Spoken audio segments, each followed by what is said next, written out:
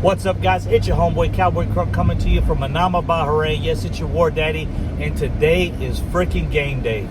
Man, 1 week goes by so slow after a loss. After a win, it seems to go by real quick. It's time to line up and do it again. But when you lose, man, it's a long week.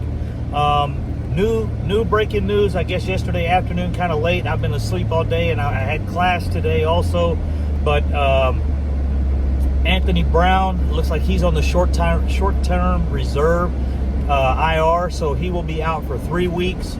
That puts us short in the secondary. Really a guy that played fairly solid the first game.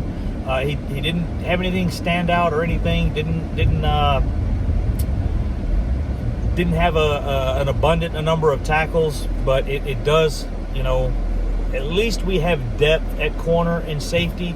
We may not have anybody we like particularly want to throw out there and we want in a specific lineup in every play, but right now, guys, at that position, we're putting out there what we can. We've done everything we can to try to justify going out and getting some improvements. So supposedly it's not happening. As for right now, we'll see. On the other side, offensive line, it looks like they did talk to Ron Leary yesterday, and he came in. So we'll see. I think that's probably pretty much a lock because the guy was with the Cowboys before. He lives down the street from the Star. This is something we've been on for about 3 weeks now. Prior to the season even starting, we were trying to get the Cowboys to recognize Ron Leary. I've done a little bit of research, and I did a video yesterday, you guys. I don't know if you got a chance to take a look at it. The Mike McCarthy video, am I on the Mike McCarthy train? So far, not really. And after doing some studying this morning, I actually come across some things that I didn't like that happened when he was leaving the Packers, and possibly some of the reasons he left the Packers that maybe some kind of stuff we've been talking about already prior to the season starting. And well, to put it lightly, while he was there, towards the end especially, there were certain things Aaron Rodgers wanted to do. Aaron Rodgers wanted to bring in certain players. Aaron Rodgers wanted some more help on offense. And Mike McCarthy continued to pick up the players he wanted and completely disagree basically with Aaron Rodgers, or not look at any of the players Aaron Rodgers wanted, such as Aaron Rodgers had a couple receivers in mind. Mike McCarthy never looked at them. There was just some things that were done that it seemed like Mike McCarthy was basically saying, hey, I can get it done with these guys we got, which is kind of what we're looking at now. I'm going to do a little more research on that because I want to get like specific names that they were looking at bringing in, and Mike McCarthy didn't agree, so they didn't do it. But that's how the team kind of, I think, got to the point where they were like 4-7, I think, when they let him go. And there was players earlier in the season he could have picked up and he didn't. So there was some individuals overlooked, and their roster ended up not being what they wanted it to be, or not getting to the level that they needed the roster, and that pretty much caused a 4-7 record, or whatever they were when he was terminated.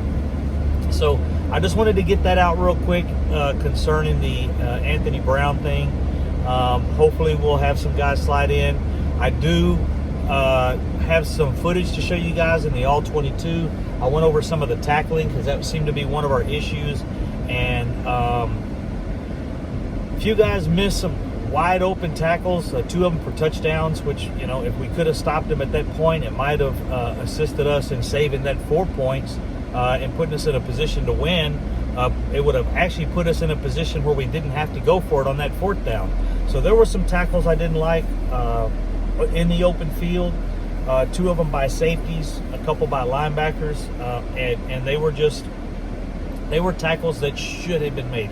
One was actually by Aldon Smith, but really for the most part, that guy, he really played well. You can't dock a guy for missing 1 tackle. I'm sure he may have missed more. I've watched the All-22 about 3 or 4 times today, so I think I've caught all the major F-ups, I guess you could say, And it's tackling. We've got to get better. We've got to have more solid guys.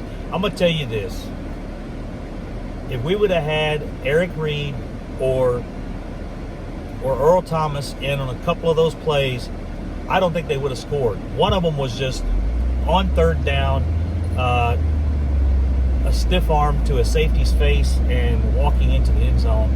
And you guys will probably know the play that I'm talking about. I want to look at it again and show it on the All-22 and do a little video on it, and do not just those plays. You can't take a player and just do one play and say this person is horrible because of one play. It was overall tackling in that game, pursuit and angles and other things that weren't taken well. Too much, like I said in the last video, too much space between the linebackers and the safeties, left the middle of the field open, and the Rams got a few first downs that they needed just because the spacing on defense wasn't right, and the safeties were playing too soft. So anyways, guys, that's it. That's where I'm at. Your Cowboy from Manama, Bahrain. I'm going to go ahead and close this out. Hit the like button, subscribe to the channel, and we'll see you guys in about 4 hours for this football game.